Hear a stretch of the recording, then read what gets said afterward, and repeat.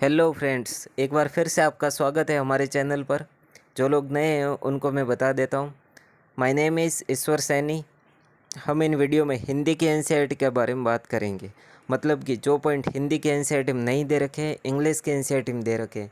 और मतलब कि अपन हिंदी के एनसीईआरटी में करेक्शन के बारे में बात करेंगे, ठीक है। क्योंकि नीट या फिर अदर कोई भी एग्ज़ाम है वो इंग्लिश के एनसीईआरटी को ही प्रायोरिटी देता है। चलो तो बिना टाइम वेस्ट किए शुरू करते हैं। आज अपन डिस्कस करेंगे चैप्टर नंबर 3 प्लांट किंगडम। सबसे पहले आप आ जाए सवाल में, एल्गी। इसमें हिंदी में आप देखोगे कि यहाँ पर लिखा है कि इसमें से कुछ सवाल जैसे कि केल्प बहुत विशालकाय होते हैं। इंग्लिश के एनसीईआरटी में यही पॉइंट आप देखोगे कि a few of the marine form such as kelp. The marine form, ये वाला पॉइंट हिंदी की एनसीईआरटी में नहीं है कि द मेराइन फॉर्म मतलब कि ये समुद्री, जैसे कि केल्प जो है ये समुद्री है। ये वाला पॉइंट हिंदी की एनसीईआरटी में नहीं दे रखा है, तो आप इसको हिंदी की एनसीईआरटी में लिख देना, ठीक है।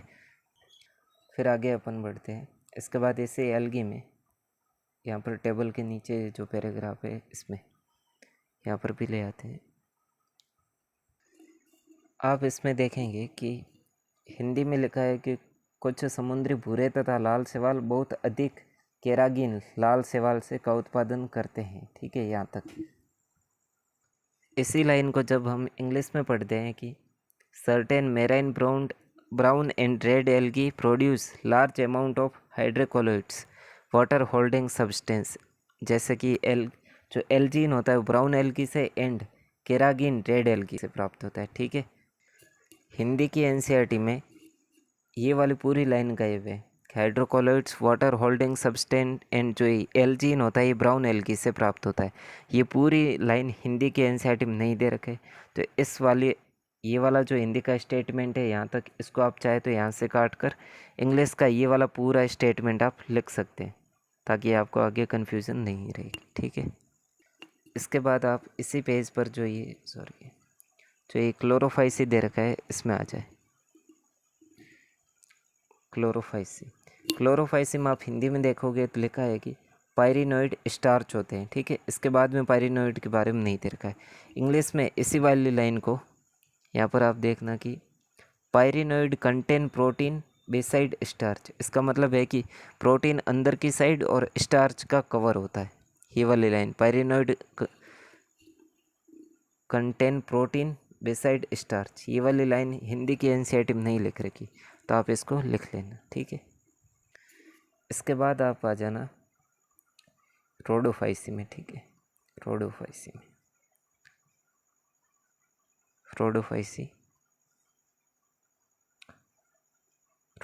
में आप देखोगे तो हिंदी की एनसीईआरटी में जो यहाँ तक लिखा है कि निस्नोत्तर विकास होता है, ये वाला स्टेटमेंट यहाँ तक कंप्लीट हो जाता है ऊगेमस एंड एक्यूम्पेट तक, ठीक है। उसके बाद में इंग्लिश में लिखा है कि by complex post fertilisation development होता है। किस में होता है? रेड एल्गी में होता है, ठीक है। ये वाला पॉइंट हिंदी के एनसीईआरटी में नहीं दे रखा है कि by complex post fertilisation development, तो आप इस पॉइंट को यहाँ पर एरो करके आप हिंदी के एनसीईआरटी में लिख देना, ठीक है। इसके आगे अब आप ब्रायोफाइट्स में आ जाए। ब्रायोफाइट्स में आप देखोगे तो इसमें ब्रायोफाइट में आप देखोगे तो हिंदी के एनसीईआरटी में लिखा है कि स्पोरोफाइट की कुछ कोशिकाओं में न्यूनीकरण विभाजन होता है। इंग्लिश में sporophyte undergo reduction division meiosis to produce haploid spore. Hindi के एनसीईआरटी में ये वाला मिस है कि टू प्रोड्यूस हैप्लॉइड स्पोर, मतलब कि जो ये न्यूनीकरण विभाजन होता है इससे अगुणित स्पोर बनते हैं और फिर जो अगुणित बीजाणु बनते हैं वो अंकुरित होकर युग्मकोद्भिद में विकसित हो जाते हैं। तो आप यहाँ पर हिंदी में चाहे एरो करके लिख देना कि न्यूनीकरण विभाजन होता है जिससे अगुणित बीजाणु बनते हैं और फिर जिससे अगुणित बीजाणु अंकुरित होकर युग्मकोद्भिद में विकसित हो जाते हैं, ठीक है। इसके बाद आप टेरिडोफाइट्स में आ जाए।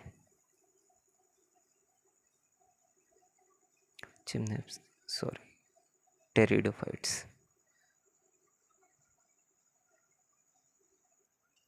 अब टेरिडोफाइट्स में देखना कि सजावटी पौधों के रूप में होते हैं। उसके बाद में इंग्लिश के एनसीईआरटी में लाइन है कि pteridophyte are used for medicinal purpose and as soil binders, यहाँ तक ठीक है। ये वाला पॉइंट हिंदी के एनसीईआरटी में नहीं है, तो आप चाहे तो यहाँ पर एरो करके लिख सकते हैं इस वाले पॉइंट को कि pteridophytes are used for medicinal purpose and as soil binders. Okay,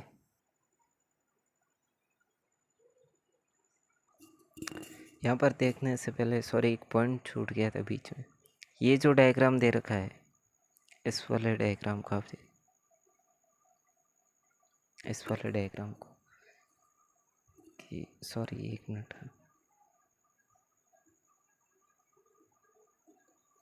Hindi में आप देखना है यहाँ पर कि इस वाले को सीटा लिख रखा है, ठीक है। इसी वाले को आप इंग्लिश में देखोगे तो इसको कैप्सूल लिख रखा है, तो हिंदी को इसमें सीटा काट कर कैप्सूल कर देना, ठीक है।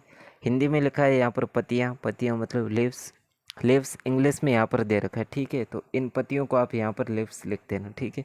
और इन पत्तियों को काट कर यहाँ पर सीटा लिख देना, इंग्लिश में सीटा लिख रखा है, तो इस सीटा को काट कर यहाँ पर कैप्सूल, इस सीटा को काट कर यहाँ पर कैप्सूल लिखना है, इन पत्तियों को यहाँ से काट कर सीटा लिखना है और यहाँ पर आपको लीव्स लिखना है, ठीक है। इसके बाद आप टेरिडोफाइट्स में आ जाना। टेरिडोफाइट्स में आप देखना ये वाला पॉइंट जो लिखा है कि इनकी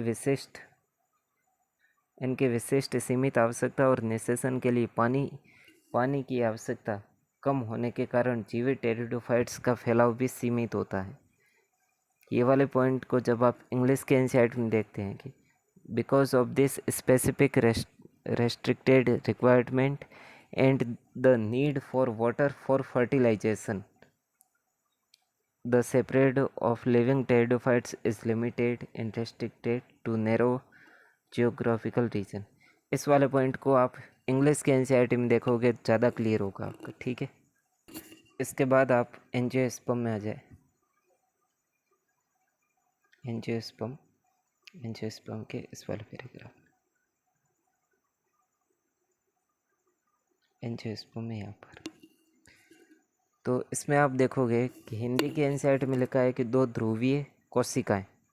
इसी पॉइंट को आप इंग्लिश में देखना कि टू पोलर न्यूक्लियाई, इंग्लिश में टू पोलर न्यूक्लियाई लिखा है, हिंदी में लिखा है कोशिकाएं। तो यहाँ से आप इन कोशिका को काट कर साइड में यहाँ पर न्यूक्लियाई लिख देना, ठीक है। इसके बाद में आप इसके सबसे लास्ट वाले पैराग्राफ में आ जाए, यहाँ पर इंग्लिश में भी यहाँ पर आप देखना हिंदी की एनसीईआरटी में कि ऐसे पैटर्न को अगुणित जीवन चक्र कहते हैं।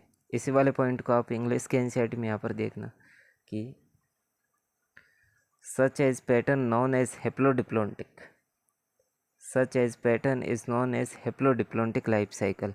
हिंदी में लिखा है कि अगुणित मतलब कि हेप्लोन्टिक, और इंग्लिश में आप देखना कि हेप्लोडिप्लोंटिक लिख रखा है, तो यहाँ से हेप्लोन्टिक अगुणित को काट कर हेप्लोडिप्लोंटिक लिख देना, ठीक है। इसके बाद आप देखना कि इंग्लिश के एनसीईआरटी में ये और लिखा है कि all pteridophytes exhibit this pattern.